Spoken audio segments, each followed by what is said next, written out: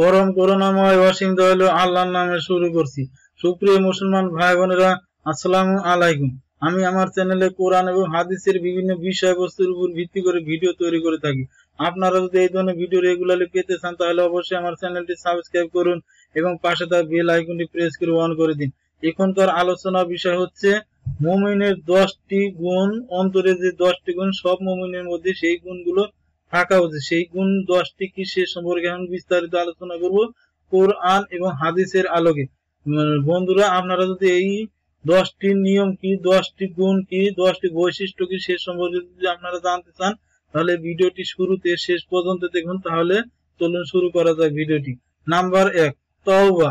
আল্লাহ তাআলা ইরশাদ করেন, হে মুমিনগণ, তোমরা আল্লাহ তাআলার কাছে আন্তরিকভাবে তওবা করো। আশা করা যায় তোমাদের পালনকর্তা তোমাদের মন্দ কর্মসমূহ মোচন করে দিবেন এবং তোমাদের দাখিল করবেন জান্নাতে, যার তলদেশে ঝর্ণাসমূহ প্রবাহিত হবে। সূরা তাহরিম 8 নম্বর আয়াত। নাম্বার 2, আল্লাহর ভয়।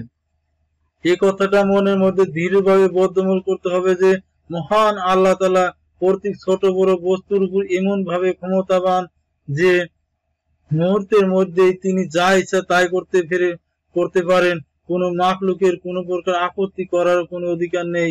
এভাবে চিন্তা ফিকির করলে আল্লাহর ভয় সৃষ্টি হবে ইনশাআল্লাহ।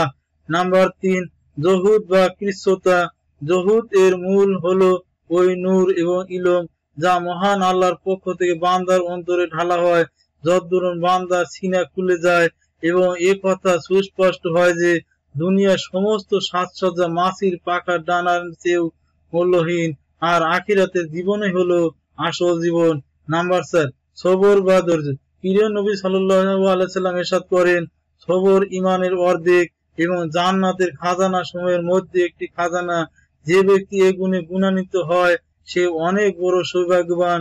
রাতের জাগরণকারী এবং স্থায়ী রোজাদারের চেয়েও তার মর্যাদা বেশি। নাম্বার 5, শুকর বা কৃতজ্ঞতা।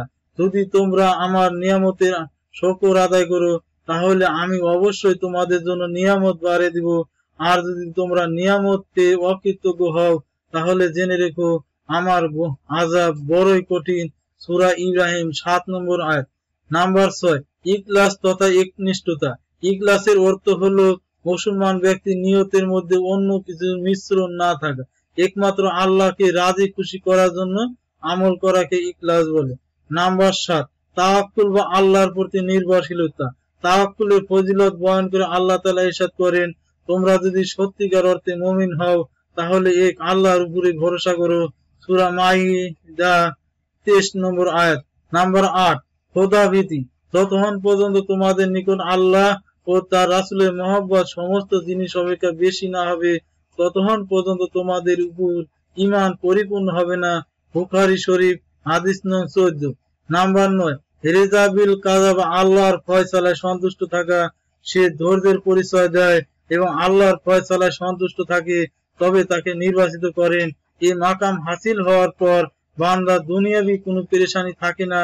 এক হাদিসে প্রিয় নবী সাল্লাল্লাহু আলাইহি সাল্লাম ইরশাদ করেন, মুমিনের ব্যাপারটি বড় আশ্চর্যজনক, কেননা তার সকল কাজে মঙ্গলময়।